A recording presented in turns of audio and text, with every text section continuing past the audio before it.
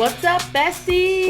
What's up? I'm Jenna. And I'm Marissa. And welcome back to Crazy as a Mother podcast. Where life happens. Best friends help. And coffee most certainly doesn't hurt. This is our first episode with video. Hey! We were trying to do it. We both forgot we were on video until now. Yeah. We tried to do it last time, but there wasn't enough enough room on the memory card. Yeah. So hopefully this works out well. This what are we time. supposed to look at?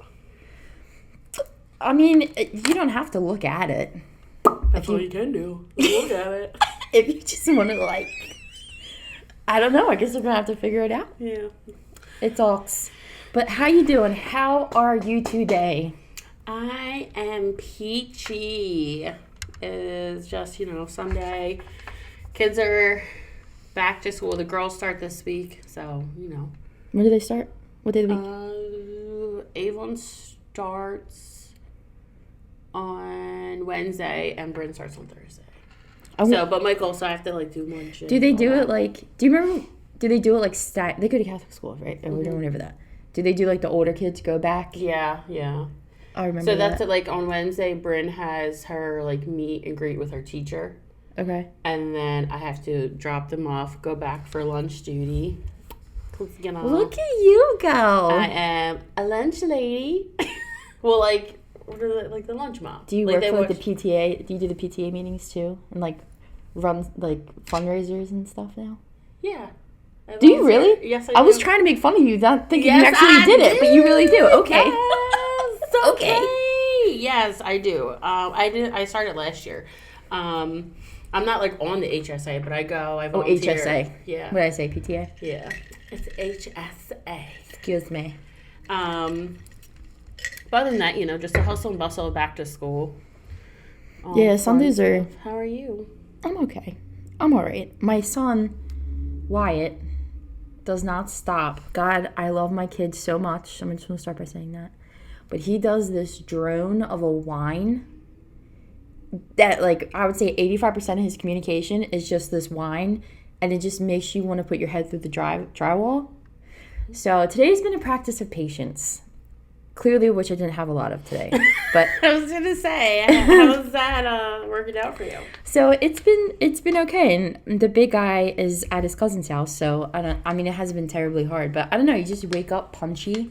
I woke up punchy, and I feel like I slept relatively okay, all things considered. But I just woke up nobody fucking pissed me off today. That's how I woke up. I'm already pissed off. I just woke up pissed. Apparently, why I didn't get the memo, and everything was whining. Even cute stuff. He's obsessed with Pixar cars. So Mommy, I want to watch Cars.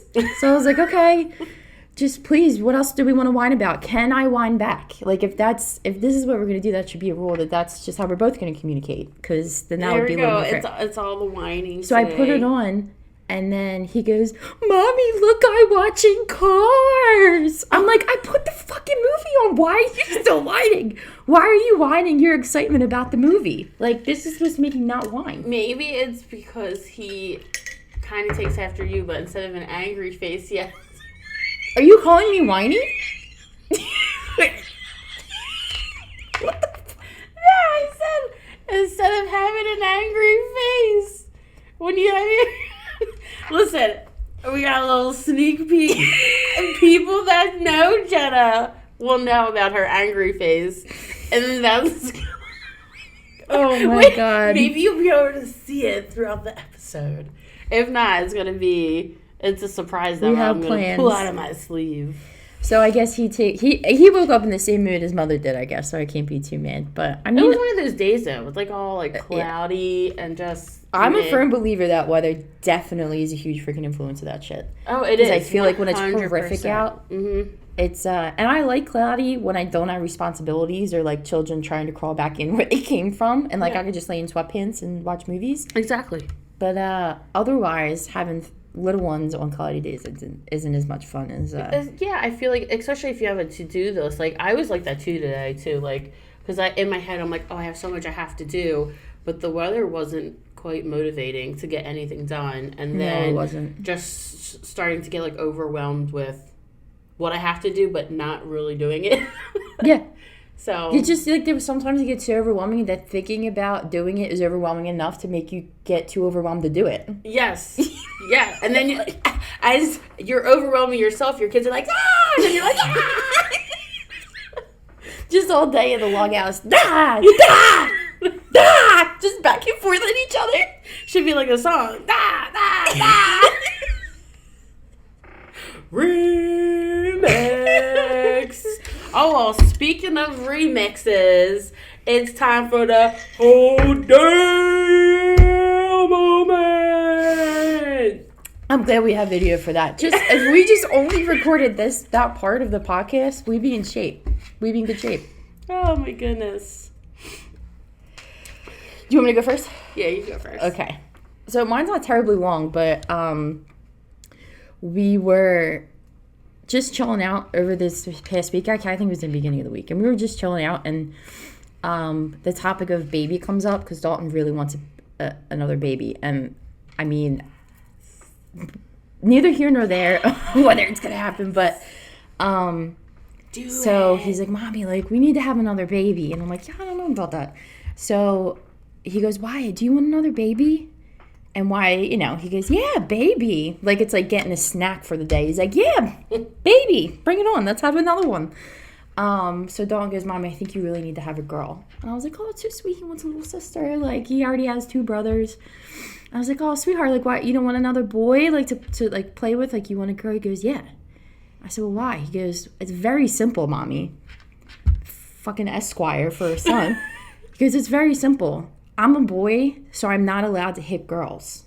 But if a girl makes me mad, if I had a baby sister, then my baby sister could hit her. I was like, so you're just outsourcing. I mean, there's good logic behind that. I know, yeah. So he's got to figure it out that he's going to have his little non-existent sister take care of all the women in his life that are giving him problems. Motivation. Yeah, and well, that makes me nervous as the mom. If he gets upset with me, he's going to be like, Josephine, sicker. And just like stick his sister Am I in me. letting our co-host out? Yeah, you can let him out. Okay. Wes can't make his mind up. Bye, Bubba.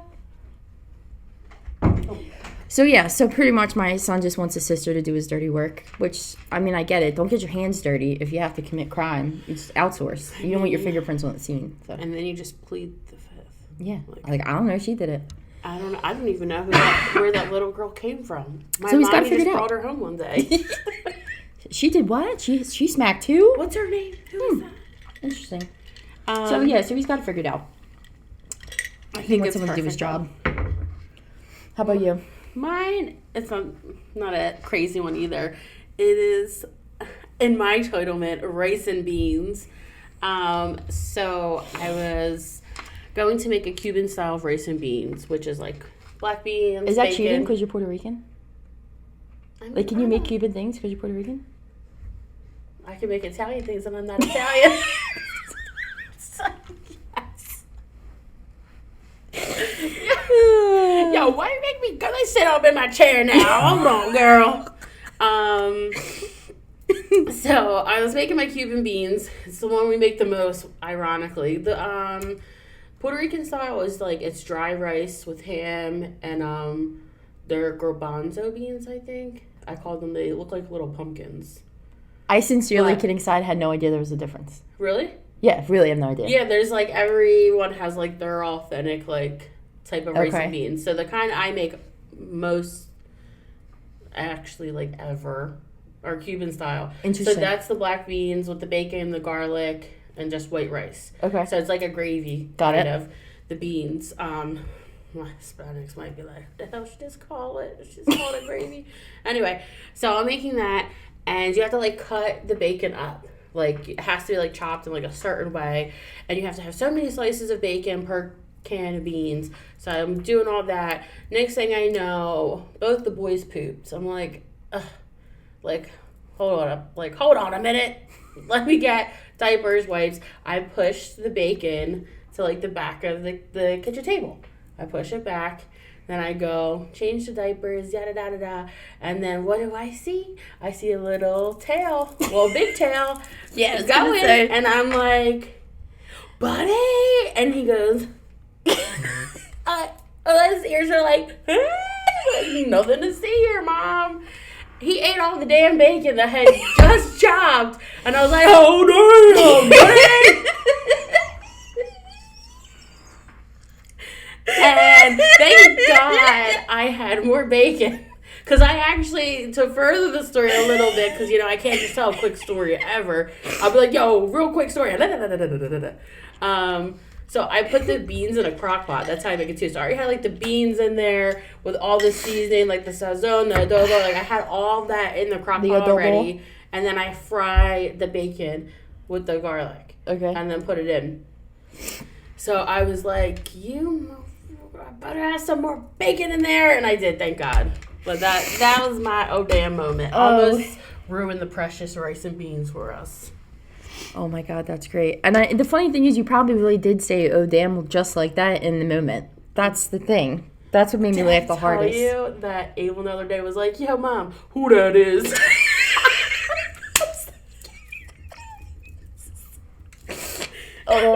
Mike was just like, "What are you doing to these kids?" You gotta start them young. Starting out classy young. That's fantastic. Oh my God. I forgot my train of thought. I had one more attempt at a funny comment about your story, and I can't remember it.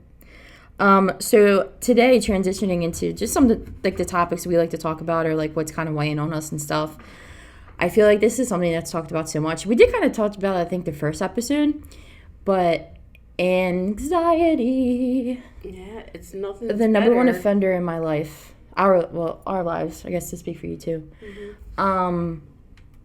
What, like, I know for me, I can remember being young in like specific ways. Can you like, is this anxiety something that came onto you in later years? Like, do you remember being anxious, like when you were young? Yeah, I started with anxiety when I was a kid, but it was more so of like because I threw up in like a public setting. I was in Disney World. So when that happened, I always had this fear of like getting sick in front of like a massive crowd. And then as I became older, that's when I started experiencing like the crippling anxiety. So what do you get anxiety about? I know I was going to say how I remembered it, but I just like, what do you like? There's some people that get anxiety about like germs or sickness. Like, do you have a specific where you get, like for me, I had like, especially after kids, I had severe anxiety about dying. Yeah. Like, do you have a specific one that kind of lights up a lot, or does it depend on the day, or can it just come on? I think it just comes on, like, to be completely transparent. I'm like, oh God, was my story bad? Like, my oh damn moment. So that's giving me a little bit of anxiety. And then I think with losing my dad, like with how I lost him, just like afraid that a tragic event's going to happen and take someone I love away from me. But those are probably the most, like, a very big fear of, like, something traumatic happening and, like, killing somebody or, like, hurting somebody that I love the most is probably, like, the biggest one. I remember... What about you? I remember, like, maybe I'm confusing self-consciousness and anxiety, because I do remember, like, being very young and, like, remembering, like, I talked about this in the body shaming, just remember being so self-conscious of myself and how it compared to others and to how I was perceived by others. So I think that turned into it, that negative body view turned into anxiety as I got older. But as far as just, like, getting that random spurge of anxiety, like, a few things, like, when my parents would go out, I would just get locked in my head that I was going to get a phone call that they died. Okay. So, like, if, like, one of my older siblings was watching me and my younger brother, like, when they would leave, I would get really upset and worked up because I would be able to convince myself that they weren't coming home. Oh my gosh, that something was going to happen. And I remember, too, like, laying in bed some nights where, I don't know if this has ever happened to you, but, like, your thoughts go to, like, the worst of the worst situations. Like, I can remember being youngish, like in my teenage years, being home and thinking of like just laying there, and all of a sudden before I realized, like I've just played a whole disgusting scene out in my head, like, oh my god, Oh my god, yeah, I do that. you know, like what if someone breaks in? And it's like, I remember getting so confused when I was younger, because I'm like, do I like thinking of these things? Like, because then I thought I was like some type of serial killer, crazy shit, because I couldn't stop the thoughts, even though I was trying to tell, like, if you're like a normal person wouldn't think this stuff, like what is wrong with you? Like, you know, like I said, like it sounds crazy, but I'm like, are you gonna be a serial killer if you just keep thinking of these things? And when I got into therapy for like the 9th time, I was trying to scooch my chair over, like, I'm scared, but it's on carpet. I cannot. when I got into therapy for like the upteenth time, this past time, my therapist explained to me that anxiety, in a basic sense, is your flight or fight system. Mm-hmm. So the thoughts you get, like the what ifs, or like those, for example, growing up and having like playing out those scenes, like my family being hurt right in front of my eyes, or like crazy stuff, is your mind traveling to the worst case scenario, so it can kind of like prep you what to do. Yeah. Mm-hmm. Which made me feel. I wonder what would trigger that for you though at such a young age. I don't know. I think my dad also had very, very bad anxiety. Mm-hmm. I never used the word anxiety for myself until after I had my twins, and my twins will be 3. Oh, wow. So, like, I never, like I knew, like, I would maybe say, like, worry word. Like, but I wouldn't, like, I didn't really understand anxiety. And, like, when social media was coming big and, like, people would post about, like either joking or, like, serious about anxiety, I'm like, what's wrong with them? Or, like, are they okay? Not understanding that that's exactly what I was dealing with this whole time. Mm-hmm. Like, because I don't know if, like, I was too cocky or pompous to be like, oh, I don't deal with that. Or, like, because it's just ignorance, because I didn't understand what exactly came with anxiety. All I could think of was, like, people, like, putting 25 locks on their doors, or, like, not going outside, or, like, you know, just being scared in public. That's, like, the crippling anxiety, which sometimes for me, like, for instance, we were supposed to take the kids to the beach, and then it ended up not working. Like, it just didn't work out. We weren't able to go. But the night before, I couldn't sleep because I kept picturing, like, my kids drowning in the ocean. Yeah.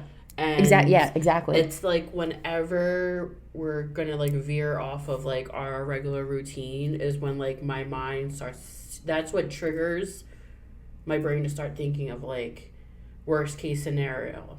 But now with just, like, being, like, doing therapy, because I've been in therapy now for about a year, and mentoring and life coaching, like, really doing all that, like, I am able to not always stop it, but, like, ground myself and recenter my energy. Why am I thinking this way? What's bothering me? What's triggering me? And, like, really learning my triggers has helped navigate the spiral effect of that. Like, what are some of your triggers? What are some of your triggers? Just going off a routine, like, just that. I don't know off the top of my head. I would think maybe that, or if I feel like I'm not in control. I don't know what's going to happen. What's the outcome?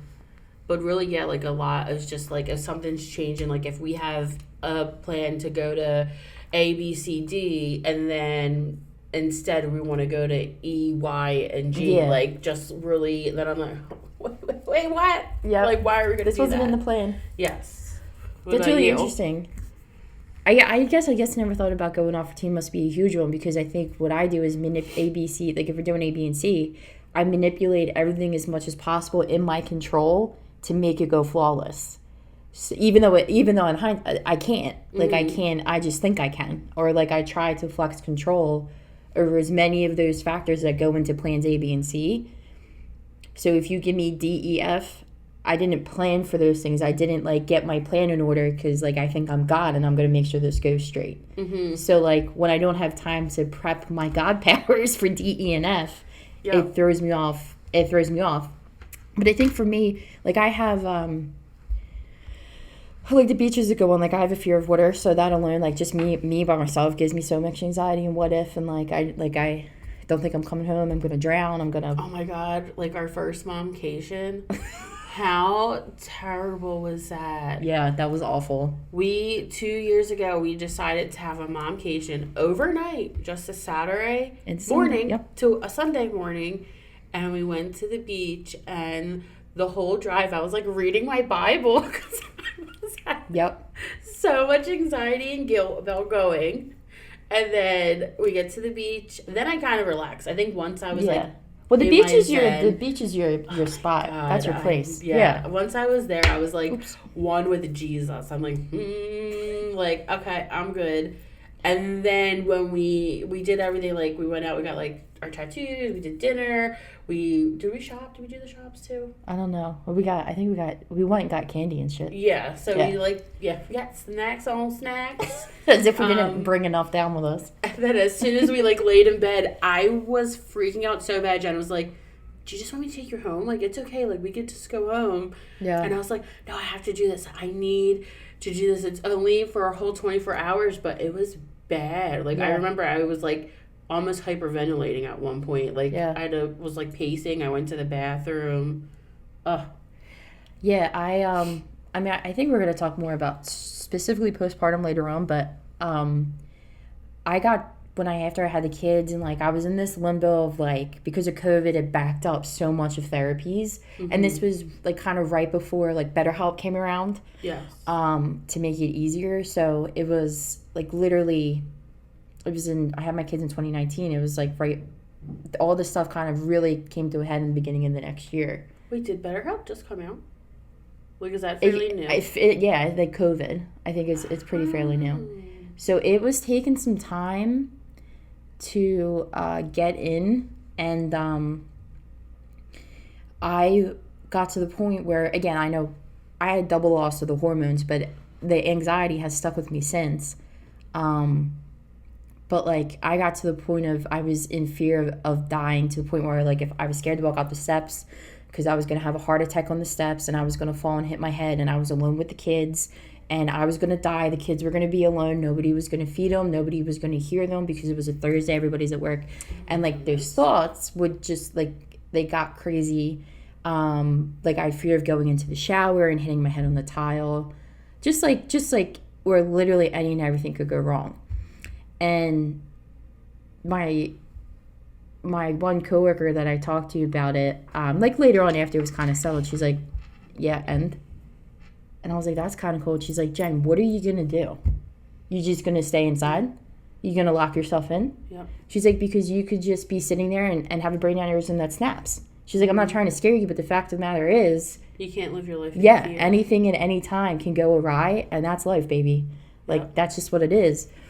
And once I was like a little more deep into therapy, that's like sometimes how simple I just have to make it. Like, what are you going to do? Yep. No, and honestly, I love that she did that for you, because that's what I feel like you do for me. Yeah. Like, the times where I'm texting you and I'm like, oh my God, like, I'm spiraling, I have this thought, and then you literally hit me with the, okay, so what if it happens? Yeah. Like, you have no control over it. And I'm like, you know what? She's right. Yeah. Like, I can't control that. And that's really just all it is. Like, in that moment, like, for me at least, it's so like paralyzing. Yeah. And like it's like you're being like suffocated, I feel like. And I feel like too, and I don't know if you feel like this, like while we're sitting here talking about it now, because we're not like having a heavy dose of it, but in that moment for me, it's like no other reality exists except for that anxiety driven moment. So like that's it. That's what's gonna happen. It's like tunnel vision. It's like no ifs, ands, or buts. This situation is coming true. What am I gonna do? And it's crazy. It's absolutely crazy how powerful it can be. But it definitely, if you just keep reminding yourself, like, it's out of your control. It's out of your control. That's like 95% of life, which I think makes anxiety so tough. But living in fear isn't no way to do it either. No. You know? So you got to take your chances. And I feel like my advice for anyone going through that would really be to just try to...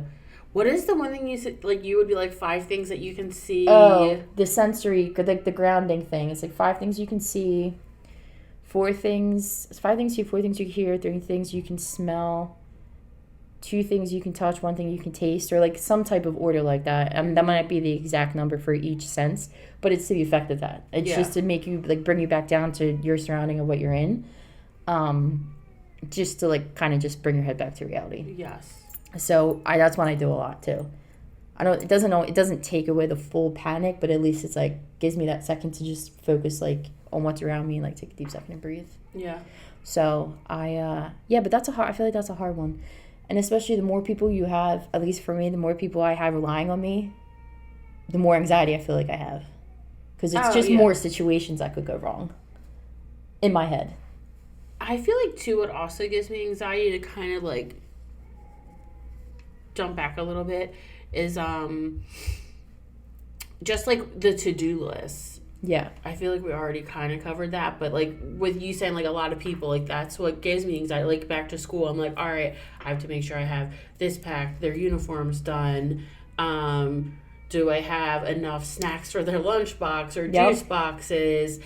Do we have enough diapers? Like, those are the type of things that also give me anxiety when I look at, like, how do I like to describe it? Like, if Mike's having anxiety, like, I'm trying to read the end of the book and I didn't even get through the first few chapters yet. Yep. And I don't understand. Like, I overwhelm myself in that sense, too. Just being, like...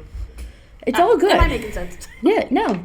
You know, like, so it just really if you're able to calm yourself down if anyone suffers it comes down to your choice. You know, like, how are you going to proceed with this? Are you going to allow the fear to take over?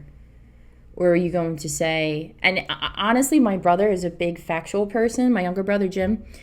He was a huge help with those, with those fears, like having a heart attack, or like, I'm going to just be sitting on the couch and have an aneurysm, you know, like when it was really bad when the twins were born.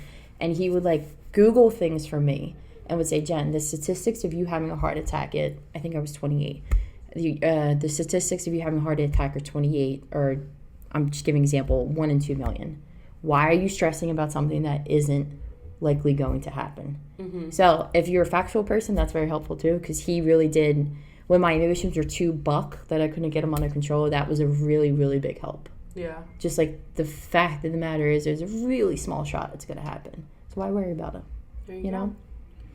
What did my dad used to say? Every little thing is going to be all right. Don't worry. So it's going to be good, Booze. It's going to be okay. Yes. Just don't let the fear take over. Try to stay grounded, recenter, and don't let it consume you. Or try not to let it consume you. And if you are suffering with anxiety, you can always reach out. We're here. Yes, we are here to help you through it. It's such a lonely feeling, but you are not alone, and it always helps to have someone in your corner to help you talk it out. Yes. And with that being said, to have someone to talk it out, we would like to state our 3 things that we're grateful for in this moment. Okay, give me a second. I wouldn't try to think of non-generic things. Okay, I'll go first. Go ahead. I might have said this already, but I'm grateful for pumpkin spice coffee. I don't know if I said it, and it's generic. I am thankful for the sunshine and the trees. And of course, I always have to say I'm thankful for my family. Yes. I'm going to add another one. And I'm thankful for this, like, the podcast, but being able to talk and share our story about anxiety, because I know at one point feeling alone was it's a very, very real feeling. Yeah. And to just put that vulnerability out there and to help support others in any way that I can. Absolutely. I love you guys. I am going along with anxiety. I'm very thankful for my dog, who honestly has brought so much relief to me, especially at nighttime, if I get those crazy thoughts in my head about what could happen. Mm-hmm. He's the best. He almost kind of senses it and like snuggles more, but B, he is an incredible watchdog. And he's our big protector, and he drives me nuts sometimes. He's so far up my butt, but I love him so much, so I am thankful for him, especially when the anxiety thoughts come on. And I am, not to piggyback, but I am thankful for this podcast. I don't know why I was so nervous before we even started this episode to do it, but I A, get to do it with my best friend. B, get to talk about... I feel like I'm gonna cry. What? I feel like I'm gonna cry. I am too emotional. Oh my God. Okay, sorry. I'm thankful for my very emotional best friend that we get to do this with, and in all seriousness, because it is, and not even just anxiety, but a lot of things, sometimes it can feel like you're alone. And you're not alone. And if it makes any kind of thoughts make you feel crazy, you're most certainly not crazy, because if you feel how you feel, then that's it. That's validity enough. And 3, I want to say I am grateful for Wyatt, because I know I joked about him beginning the podcast, but he also comes out with some great one-liners. Like today I was going to the bathroom and I was indeed going number 2, and he just comes in and he goes, "You pooping?" Thanks, buddy. But he does crack a line when you need a laugh, so he had me roaring today, which I appreciated, because like I said, I woke up grumpy. God, your kids are the cutest too. They're so okay. Cute. So to keep this positivity train rolling, let's do the dad jokes. Okay. Let's do the dad jokes, because I'm ready for a good laugh. You want to go first? You want me to go first? I don't care. Okay, you go. Okay. My favorite is when she tells a joke. It's the best. I gotta figure out what. Okay. So, do you want to hear a joke about paper? Sure. Never mind. It's terrible.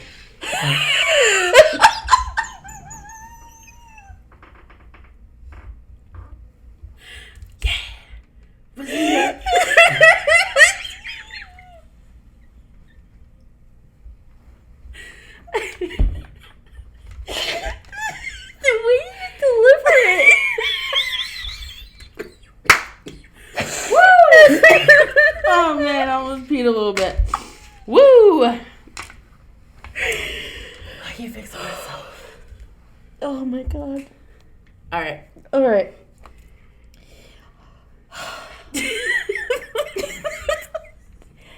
Let me just tell you, real quick, how expensive it is to swim with sharks. It literally cost me an arm and a leg.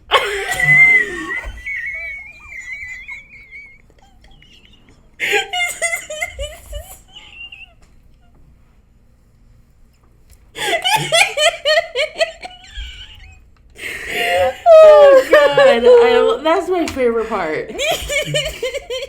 This is my favorite part. The ending is always the best. You gotta wrap it up on a good note. Oh my god, that was especially great. if it was a serious topic too. I think this is a good one. That was a good one. Never mind, it's terrible. I was like, I don't know which one I want to do.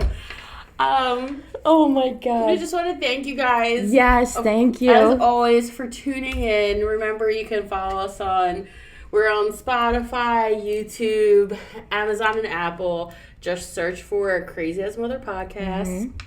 And on Instagram, Crazy as Mother Pod, as well as TikTok, which we're going to get better at. Neither of us really TikTok, but we're practicing. So we're going to get there. But until next guys. Thanks for tuning in. We love you. Thanks for tuning in. Thanks for coming to the Crazy. We love you guys. Talk to you soon.